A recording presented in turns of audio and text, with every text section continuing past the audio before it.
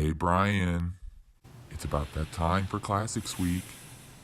Come on, I know you want to review OutKast and you want to review me, Aquemini, the most important album, the one you love so much. I can't decide, okay? You can't decide? Like, I get it. There's a lot of us that are fabulous. Most of us are pretty much fabulous in their discography, but I'm fucking Aquemini. Like, Aquemini, the art of storytelling, like the production, like the impact, like we were on some shit on this album. Why does this gotta be so fucking difficult? Hey guys. Thank you for tuning in to ChannelBK. Brian here as always. I'm sorry. I don't got a Georgia hat. I got an Alabama Roll Tide hat. But I gotta fucking support the South somehow with this video, so don't fucking come at me. Also, this is dusty as fuck. It's so dirty. I'm gonna wear it anyways, cause it's like your boy here, he's dusty as fuck, and he's, you know, I'm here. But classic review, we're going. Second time this year, we're still going this week. And we're doing OutKast, obviously. ATLiens. OutKast, legendary hip-hop duo from Atlanta, Georgia, consisting of B.I.G., B.O.I., Big Boy, and Andre 3 Stacks, or Andre 3000. I was having complications figure out what OutKast album I wanted to do, because here's the thing, their debut, Southern Play, you know the name of it. It's fantastic. Then we have something like Aquemini, which just the live instrumentation and some of the songs on here being, in my opinion, some of the best storytelling moments in hip-hop, some of the best songs in hip-hop, like Aquemini and the art of storytelling, part 1 and part 2. And then obviously albums down the line as well. Like OutKast, it could have been anything. But you know, I sat on it and I came to this album for one major reason, and that was a very infamous speech that Andre gave at the 95 Source Awards, which, you know, kind of changed and paved the way for not only OutKast, but hip-hop in general. If you don't remember it, I think it went a little bit something like, yeah, but it's like this, the South got something to say, that's all I got to say, that's all I got to say, that's all I got to say, that's all I got to say. Now we're here. This album is such an interesting album for the group, mainly because not only is it such a like different sounding album from anything they've done even later down the road, it sort of finally put them on the map and sort of gave a serious look at the South, because obviously the South wasn't being taken seriously. And even though their debut album, which I like quite a bit, like it's a great album and all, I agree, like, that's sort of the music I'm not as into when it comes to Southern music, but with this album specifically, like, this is sort of the album that OutKast started becoming the weird, just experimental and very just incredible group that they are now, and specifically with Andre 3000 being probably my favorite MC. No, is my favorite MC of all time. This was sort of the first moment that you got to see Andre actually start evolving as a poet, while Big Boy was still there giving some great lines but still being like a G and a gangster and just being like, I can rap really well, I'm a dope rapper, I'm slick with it, and it's just such a great combination, and we start to see that completely flourish on this album. Now, not only is this album like something that was never heard in the South at that time, this kind of reminds me of like Tribe Called Quest to OutKast, which is obvious because we know Andre and the group was such a huge fan and influence of A Tribe Called Quest. The thing that's so weird about this album is listening to it, it still feels like very odd and experimental for them and just for hip-hop in general. Like, there's some beats on this album that like kind of blow me away when it comes to what they were able to do with it or how they rapped over it. And specifically because OutKast started producing some of the tracks on here, like the seminal self-titled track ATLiens, which was produced by OutKast. Like the haziness to the beat, like obviously the whole album's very like hazy and it's very atmospheric and ethereal because of the topic of it being sort of this space related theme, but like this sounds unlike anything even on albums later down in their path. And then like a song like E.T. Extraterrestrial, which, where the fuck is the beat? Like there's no beat on this, and Andre and Big Boy, like, I don't get how they rap on this track. Like, this reminds me of, like, Danny Brown's last record, where, like, he's able to rhyme over some of the most over-the-top, like, odd production. But like listening to this now, I don't know how they do it. And then another track like Wheelz of Steel, which the scratching on this track, like again, like who in the South was doing that at this time? Like it's so odd. Jazzy Belle kind of has a little bit of the scratching as well, but like it's just so weird to hear all of this come together on this record. You know, the Dungeon family just came together and made such a great album with Organized Noise and OutKast and everybody involved. And you could just really tell that Andre took a lot of heat for that comment he made, but he was very much trying to say like, look, we're gonna fuck shit up.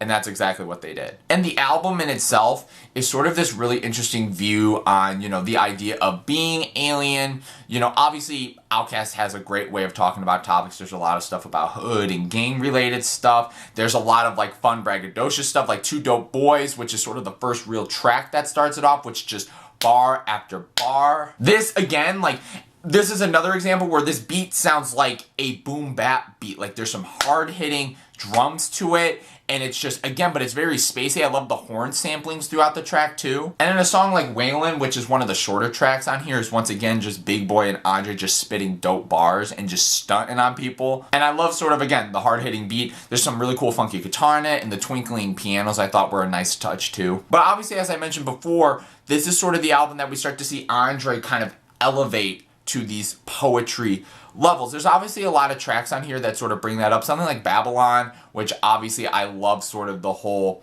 you know, religious sort of comparison with Babylon. The whole first verse is him sort of, you know, talking about how his mom was a cocaine addict and how he was high in the womb and he came out you know, like that whole sort of dynamic of him coming out of the womb high. Like you don't really expect that to be some of the topics that are talked about. But then the second verse, he ends it with this whole line about like, you know, they call it horny because it's devilish. And I'm like, oh my God.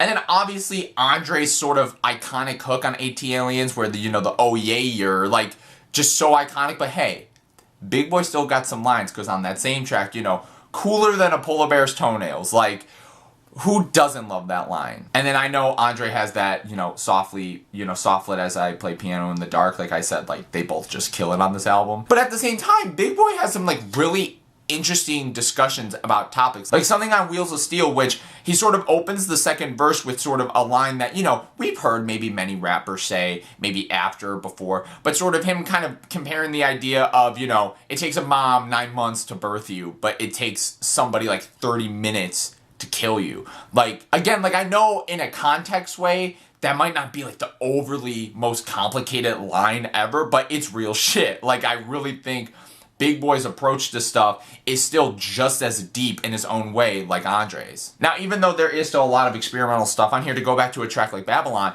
this has like a very like soulful R&B flair. Like there's a really great soulful hook that just pulls you right in. And there's moments like this that like, you know, there's a couple times where there's these really kind of like experimental moody beats. And then, like I said, there's just like beats that aren't even there. And then you get to like stuff like this, which I'm not trying to say necessarily feels like the first album OutKast, but it definitely has at least a little bit more of a, okay, I can pull something from this. But at the same time, there's still weird parts to the beat, which one of the other great examples of this was the first singer, Elevator's You and Me, which is like this just kind of airy and spacious song and just, you know, the very general ideas of trying to make it and make it up. Like I love sort of Big Boi's infatuation with that life. I love how Andre sort of raps near the end about him having like an approach with a fan or somebody that knows him and how he's just kind of saying like, look, like I kind of have similar shit that you do. We're in this together. Like we're both trying to help each other out. This is a track that sort of certifies and cements kind of what this album's trying to do. It's a lot of deep shit on a lot of these tracks, but like there's just this really experimental haziness to it. And this was sort of one of the first tracks up until this point. Like we were getting hit with just hard track after hard track to fast tempo to kind of smooth track. And then this just sort of let's go. And you're just like, oh my gosh. Mainstream, dope track. I love sort of the whole comparisons of street life. And I like how they're using that to compare to mainstream culture. How like, you know, you don't benefit anything from it like socially or in an important way. It's more of just for material gains. And something like Millennium is another great song as well. I think all of the Dungeon family features on this album are great as well, especially on 13th Floor Growing Old with a beautiful spoken word from Big Rube, where like he also mentions Babylon. Like that's another thing. I think there's a lot in this album that is connected really well with each other, and I think they tie everything really well. But again, like this song in a nutshell, it's just some light pianos, a beat actually kind of comes in. I like the beat on this track though. It has like a really interesting bubbly kind of flair. It's more of like a bass driving beat too. Like there's not really a lot of snare hits or anything that kind of preceded this album. It's more of just this sort of kind of sound, and I really like it, the sampling of it. And I think the way Andre sort of ends the whole entire album with the idea of like, you know, beauty fades and it's never gonna be here forever. Like there's just a lot of shit on here where it's like, you know, we obviously get things about street life and we get, you know, interesting topics about women and sort of how the two of them are looking at women in a way of like, you know, them being so promiscuous and how that's like affecting generations, and how they're trying to kind of compare that to the fact that like, you know, you guys are trying to be mothers and all that, but you're out here like with all these guys and doing all this shit.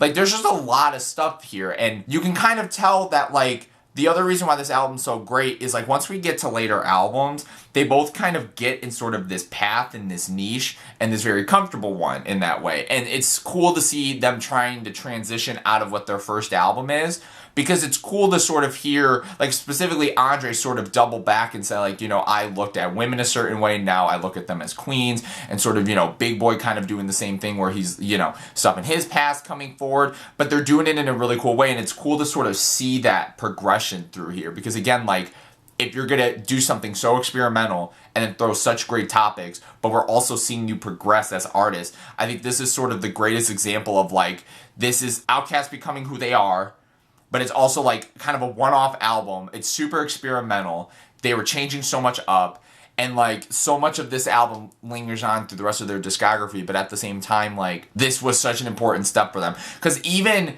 like this could have been a sophomore slump, but like they showed up and told people the South got something to say, as Andre said, and I definitely think that that is the case. So with that being said, hopefully you guys listen to this album by OutKast. If you have, please leave all your thoughts on it below. Favorite tracks. If you haven't, please go listen to it. And listen to other stuff, because OutKast is great. They have a great discography, obviously, as I try to decide which fucking album to review for this classic review. If you like, please subscribe for more fun shit. I have other classic reviews, other old stuff here and there. Like I always said, I kind of just say different things every single fucking time that I end these videos. But once again, I thank you all so much for watching, and thank you for tuning in to ChannelBK. Peace out, guys.